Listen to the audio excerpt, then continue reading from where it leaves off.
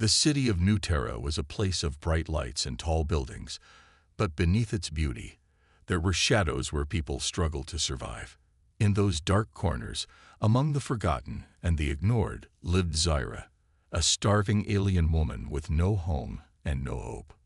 Zyra belonged to a race known as the Velari, once proud and powerful, but now reduced to refugees after a great war. She had lost everything: her family, her home, and her future. The only thing she had left was her will to survive. And to survive, she had to do things she never imagined she would. She moved through the cold alleyways, her thin body wrapped in an old, torn cloak. Her dark blue skin was covered in dust, and her bright golden eyes, once full of life, were now tired and empty. The city was unkind to people like her. Humans barely noticed her, and if they did, it was only to turn away in disgust. She was used to it by now. Tonight, like every night, she searched for food in the trash bins behind the city's restaurants. It was humiliating, but hunger was a powerful enemy. She dug through the waste, her fingers shaking as she picked out a half-eaten loaf of bread. It was stale and hard, but she didn't care. Food was food. As she reached deeper into the bin, her fingers brushed against something smooth and cold. She pulled it out, expecting a broken piece of glass, but what she found surprised her. It was a ring, a small silver ring with delicate engravings along the band. It was too beautiful to be thrown away. As she turned it in her fingers, she noticed something carved inside. She squinted in the dim streetlight and read the name: Daniel Carter. Zyra had no idea who Daniel Carter was, but she knew one thing: this ring was valuable. It was not meant to be in the trash. Someone had lost it. For a long moment, she considered selling it. She could take it to the market, find a buyer, and maybe get enough money to eat properly for a few days. But as she held the ring, something inside her hesitated. She thought about how precious it must be to someone. Maybe it was a gift. Maybe it belonged to someone's family. Whoever Daniel Carter was, he must be searching for it. Her stomach growled, reminding her of her hunger. She looked down at the bread in one hand and the ring in the other. A choice stood before her. She could sell the ring and feed herself, or she could return it and do the right thing. Zyra sighed and slipped the ring into her pocket. She was not a thief. If there was even a small chance she could find this Daniel Carter, she would try. Zyra sat on a cold stone bench in the quiet alley, staring at the silver ring in her palm. The name Daniel Carter was carved inside, small but clear. She traced the letters with her fingertip, wondering who he was. Was he rich? Was he kind? Did he even care that his ring was lost? She could have sold it. The thought had crossed her mind many times since she found it. A valuable ring like this could buy food for weeks, but something inside her refused. It wasn't hers to sell. With a deep breath, she clenched her fist around the ring and stood up. She had to find him. Zyra walked through the crowded streets of New Terra, carefully avoiding the angry glares of humans. Many of them disliked aliens like her. She had learned long ago to keep her head down and not cause trouble. She stopped at a small shop where an old human merchant sat behind a wooden counter, polishing the silver cup. He had seen many things and heard many stories. If anyone knew about Daniel Carter, it was him. She hesitated before speaking. "Excuse me, do you know someone named Daniel Carter?" The old man raised an eyebrow. He looked at her, noticing her ragged cloak and tired face. "Why are you looking for him?" Zyra swallowed nervously. "I found something that belongs to him. I just want to return it." The merchant studied her for a moment. Then he sighed and nodded. "Daniel Carter is a mechanic. He owns a repair shop on West Street. You'll find him there." Zyra felt a small spark of hope. "Thank you." But as she turned to leave, the merchant added, "Be careful, girl. Not all humans are kind." She nodded. She knew that better than anyone. The journey to West Street was long. She passed through busy roads filled with merchants selling food, clothes, and machines. The smell of roasted meat filled the air, making her stomach ache. But she ignored it. and kept walking. Finally, she reached a small workshop with a faded sign, Carter's Repairs. The front was cluttered with broken machines, gears, and tools. The place smelled of oil and metal. A man stood inside, working on a large mechanical engine. He was tall, with short brown hair and strong arms. His hands were covered in grease, and his face showed deep concentration. Zara took a shaky breath and stepped forward. "Are you Daniel Carter?" The man turned, wiping his hands on a rag. His green eyes studied her carefully. "Yeah, who's asking?" Zara reached into her pocket and pulled out the silver ring. She held it out in her palm. "I think this belongs to you." For a moment, silence filled the air. Daniel stared at the ring, his expression unreadable. Then, slowly, he reached out and took it. He turned it in his fingers, his jaw tightening. "Where did you find this?" His voice was quieter now. Zara hesitated. "In the trash.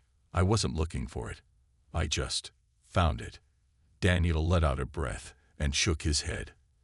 "I thought it was gone forever." He looked at her again, this time with curiosity. "You didn't have to return it. Most people wouldn't." Zara shrugged. "It wasn't mine to keep." Daniel stared at her for a long time. Then, to her surprise, he smiled. "You must be hungry. Come inside. Let me thank you properly." Zara hesitated. Kindness was rare in this city, but something about Daniel felt different. For the first time in years, someone was offering her something without expecting anything in return. She stepped inside. Zara stepped cautiously into Carter's Repairs, her tired feet moving over the dusty floor. The shop smelled of oil, metal, and something strangely warm, something comforting. Daniel Carter led her inside, wiping his hands on a rag before tossing it onto a workbench. "You look like you haven't eaten in days," he said, walking toward a small kitchen space in the back of the shop. Zara hesitated near the doorway, unsure if she should follow. She had learned the hard way that kindness often came with a price. But Daniel hadn't asked for anything. Instead, he was already rummaging through a cupboard, pulling out a loaf of bread, a block of cheese, and a jug of water. "Sit," he said, nodding toward a chair. Zara slowly lowered herself onto it, her muscles aching from exhaustion. The moment Daniel placed the food in front of her, she grabbed the bread and took a bite. It was soft and fresh, so much better than the stale scraps she usually found. Daniel watched her for a moment before sitting across from her. "Where are you from?" Zara hesitated, chewing slowly. Talking about her past wasn't something she liked to do. Most humans didn't care about the struggles of the Lari refugees, but something in Daniel's voice made her feel like he actually wanted to know. "I came here 2 years ago," she finally said, "after my home was destroyed in the war." Daniel nodded, his expression unreadable. "Velari, right?" She glanced up in surprise. "You know about us." He shrugged. "I worked on a few Velari ships in the past. Good engineers, your people, built strong machines." He leaned back in his chair. "But after the war, a lot of your kind ended up on the streets." Zara lowered her eyes. "Yes." There was a silence between them, not uncomfortable but heavy with meaning. She finished the bread and took a sip of water, feeling her body regain some strength. Daniel picked up the ring and turned it between his fingers. "You really just found this in the trash?" Zara nodded. "I thought about selling it." Daniel raised an eyebrow. "Why didn't you?" She took a deep breath. "Because it wasn't mine." He studied her for a moment before shaking his head with a small chuckle. "You're either the most honest person in this city or the most foolish." Zara frowned slightly. "Maybe both." Daniel placed the ring on the table. "This ring belonged to my mother. She gave it to me before she died. I lost it last week when some thugs tried to rob me." His jaw tightened. "They didn't get much, but I thought the ring was gone forever." Zara looked at the ring again. No wonder it had felt special. It wasn't just a piece of metal. It was a memory, a connection to someone he had lost. "I'm sorry," she said quietly. Daniel exhaled, running a hand through his hair. It's not your fault. But you brought it back. For a moment, there was only silence. Zara felt something she hadn't in a long time. Acknowledgement. Most humans ignored her, treated her as invisible. But Daniel was looking at her as if she mattered. Finally, he stood up. You have nowhere to go, do you? Zara stiffened, suddenly on guard. I can take care of myself. Daniel smirked. I can see that, but I also see someone who's tired of fighting alone. He crossed his arms. I need help around the shop. You need a place to stay. Maybe we can help each other. Zara blinked, unable to process his words immediately. You want me to work here? He shrugged. You don't have to decide now. But if you want a real meal and a roof over your head, think about it. Zara stared at him, her heart pounding. Was this real? Could she trust him? For the first time in years, an opportunity stood before her. She had a choice to make. Zara sat in a corner of the repair shop, staring at the tools scattered across the workbench. Was this really happening? She had spent so long searching through trash for food, avoiding trouble, and surviving one day at a time. And now someone was offering her a chance. A real job, a roof over her head, and maybe even a future. Daniel worked silently beside her, fixing a small generator. The sound of clanking metal and the faint smell of grease filled the air. Zara cleared her throat. Why are you helping me? Daniel didn't look up. Because you returned something important to me. And because I need help around here. Zara frowned. You could have hired anyone. Yeah, Daniel said, tightening a bolt. But most people would have sold that ring. You didn't. He glanced at her. That tells me you're someone I can trust. Trust. It was a strange word to her. She had learned long ago that trust was dangerous. But as she looked at Daniel, she saw no hidden motives in his eyes. She took a deep breath. Okay, I'll work here. Daniel grinned. Good. Let's start now. Daniel handed her a wrench and pointed to a disassembled motor. Ever fixed one of these before? Zara shook her head. No. All right, Daniel said, kneeling beside her. I'll teach you. He guided her hands as she worked, showing her how to tighten bolts, connect wires, and check for damage. His instructions were simple, clear, and patient. To Zara's surprise, she picked it up quickly.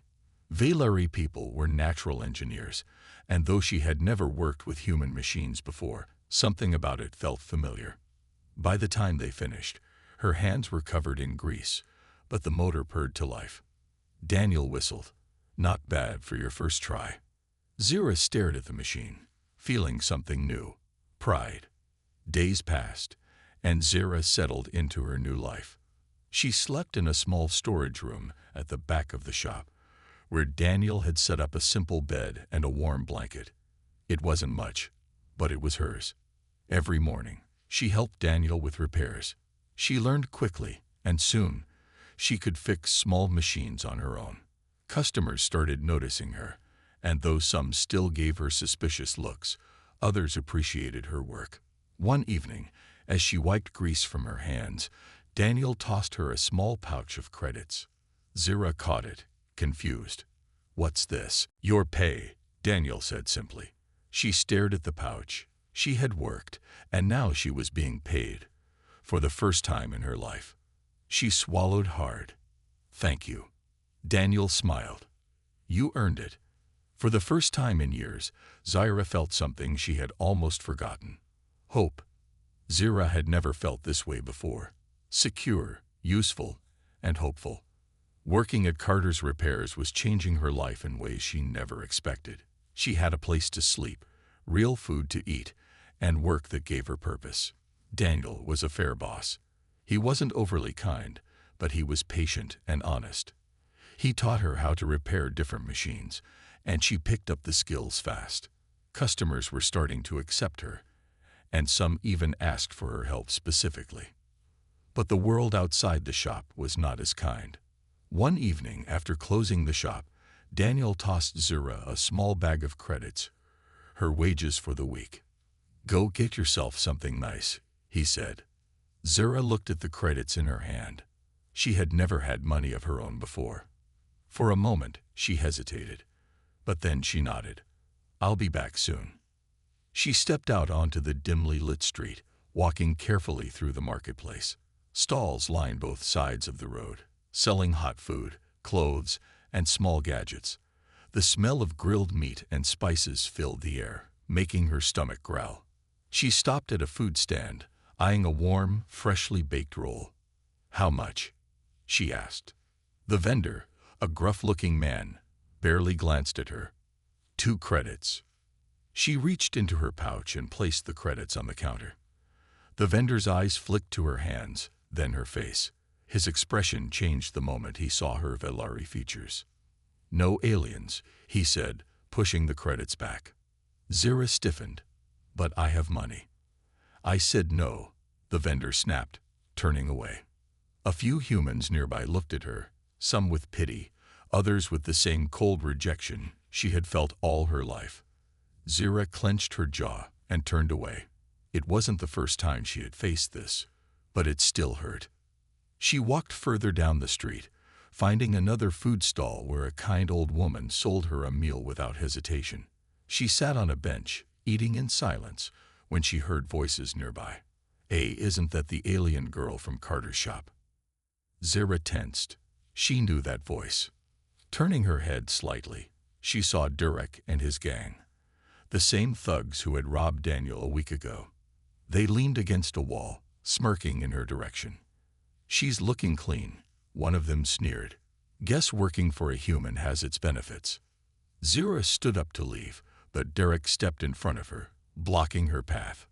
"Where you going, alien?" he asked. "Got some money now." She glared at him but said nothing. Derek reached for her pouch. "Why don't you share with us?" Zira's instincts kicked in. She grabbed his wrist and twisted it hard. Derek yelped, stumbling back. The other thugs tensed, ready to jump in, but before they could move. "Leave her alone."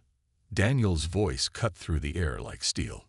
Zira turned to see him standing a few feet away, arms crossed, his expression cold. Derek rubbed his wrist, glaring. "This isn't your business, Carter." Daniel took a step closer. "It is when you mess with my people." Zira's eyes widened. "My people?" Derek hesitated. Daniel wasn't a big man, but his presence carried weight. The gang knew better than to push him too far. "Whatever," Derek muttered, backing away. "Let's go." The thugs left, disappearing into the crowd. Zira let out a slow breath. "You followed me." Daniel shrugged. "Had a feeling you might run into trouble." She looked at him, trying to understand why he cared so much. "You didn't have to do that." Daniel smirked. "Yeah, well, I don't like bullies." For the first time in years, Zira felt something new. She wasn't alone anymore. Zira sat in the repair shop, staring at the half-fixed machine in front of her. The wires were connected correctly. The bolts were tight, and the power supply was stable, yet it still wouldn't start. She sighed and ran a hand through her dark blue hair.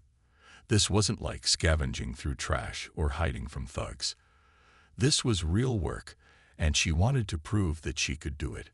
Daniel walked over, a cup of hot tea in his hand. "Staring at it won't fix it," he said with a smirk. Zira shot him a glare. "I know that." He placed the tea beside her and crouched next to the machine. "All right, let's see. You checked the wiring." She nodded. "The battery. Fully charged."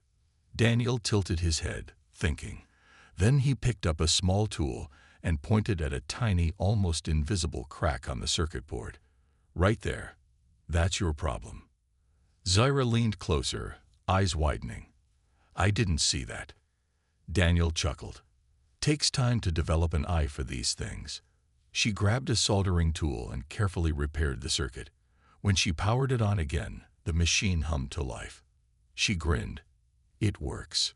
Daniel patted her back. "Told you. You're getting better." Zira looked at him, something warm filling her chest. She had never had a teacher before, never had someone patient enough to help her learn.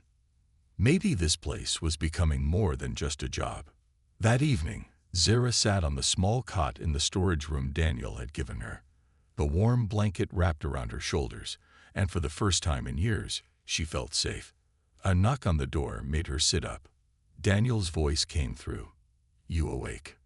Zara hesitated, then answered, "Yeah." The door creaked open, and Daniel stepped in, holding the small box. He set it on the table and gestured for her to open it. Curious, Zara lifted the lid. Inside was a simple silver necklace with a small pendant in the shape of a gear. She looked up at him in confusion. "What's this?" Daniel rubbed the back of his neck. "It's a tradition. When someone becomes a real part of Carter's repairs, they get one of these." Zara stared at the necklace, her heart pounding. "A real part?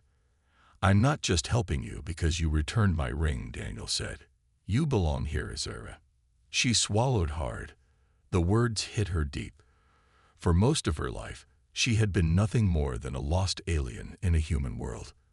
But now, she slowly picked up the necklace and put it on. "Thank you," she whispered. Daniel smiled. "Get some rest. We've got a big day tomorrow." As he left the room, Zara touched the pendant and closed her eyes. For the first time in her life, she felt like she had a home.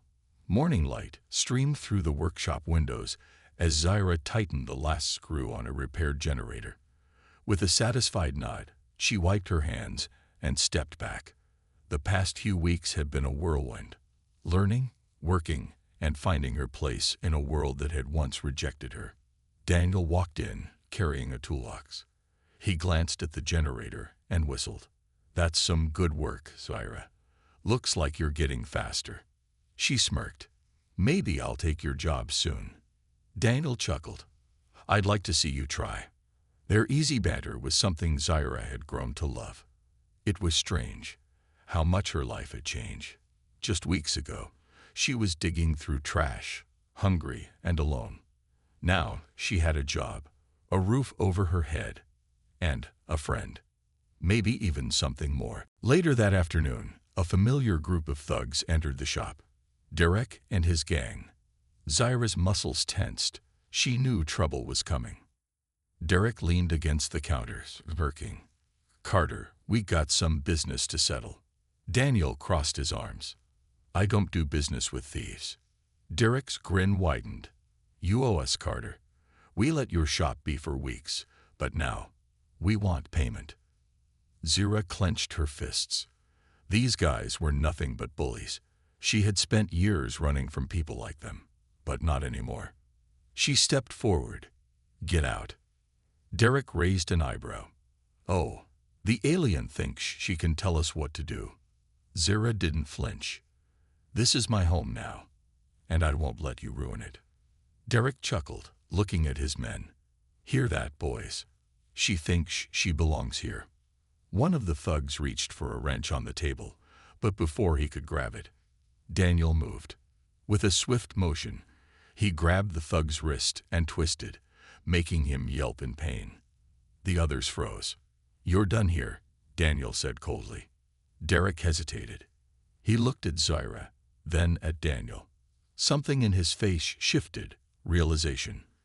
This wasn't the same lost, starving alien girl they had mocked before. She had a place now, and she wasn't alone. With a grunt, Derek pulled his hand back. "You're making a mistake, Carter." Daniel didn't even blink. "Get out."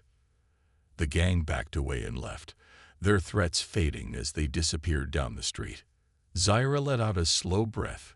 "You didn't have to do that." Daniel shrugged. "I told you, I don't like bullies." She smiled. "I know. That's why I." She stopped herself, feeling heat rise to her cheeks. Daniel raised an eyebrow. "Why you what?" Zara shook her head, laughing softly. "Never mind." For the first time, she felt safe, strong, and truly alive. That evening, as they closed the shop, Daniel turned to her. "So, what's next for you?" Zura looked around at the workshop, then at him. She touched the small pendant he had given her, the sign that she belonged here. "I think I already found what I was looking for," she said. Daniel smiled. "Then welcome home, Zyra." She smiled back, knowing that for the first time in her life, she wasn't just surviving. She was living. Later that afternoon, a familiar group of thugs entered the shop. Derek and his gang. Zyra's muscles tensed. She knew trouble was coming. Derek leaned against the counter, smirking. "Carter, we've got some business to settle." Daniel crossed his arms. "I don't do business with thieves." Derek's grin widened. "You owe us, Carter. We let your shop be for weeks, but now we want payment." Zyra clenched her fists. These guys were nothing but bullies. She had spent years running from people like them, but not anymore. She stepped forward. "Get out." Derek raised an eyebrow. "Oh, the alien thinks she can tell us what to do." Zyra didn't flinch. "This is my home now, and I won't let you ruin it." Derek chuckled, looking at his men. "Hear that, boys? She thinks she belongs here." One of the thugs reached for a wrench on the table, but before he could grab it, Daniel moved. With a swift motion, he grabbed the thug's wrist and twisted, making him yelp in pain. The others froze. "You're done here," Daniel said coldly. Derek hesitated. He looked at Zyra, then at Daniel. Something in his face shifted, realization. This wasn't the same lost, starving alien girl they had mocked before. She had a place now, and she wasn't alone. With a grunt, Derek pulled his hand back. "You're making a mistake, Carter." Daniel didn't even blink. "Get out." The gang backed away and left, their threats fading as they disappeared down the street. Zyra let out a slow breath. "You didn't have to do that." Daniel shrugged. "I told you, I don't like bullies." She smiled. "I know. That's why I—" She stopped herself, feeling heat rise to her cheeks. Daniel raised an eyebrow. "Why you what?" Zyra shook her head, laughing softly. "Never mind." For the first time, she felt safe, strong, and truly alive. That evening, as they closed the shop, Daniel turned to her. "So, what's next for you?" Zyra looked around at the workshop, then at him. She touched the small pendant he had given her, the sign that she belonged here. "I think I already found what I was looking for," she said. Daniel smiled. "Then welcome home, Zyra." She smiled back, knowing that for the first time in her life, she wasn't just surviving. She was living.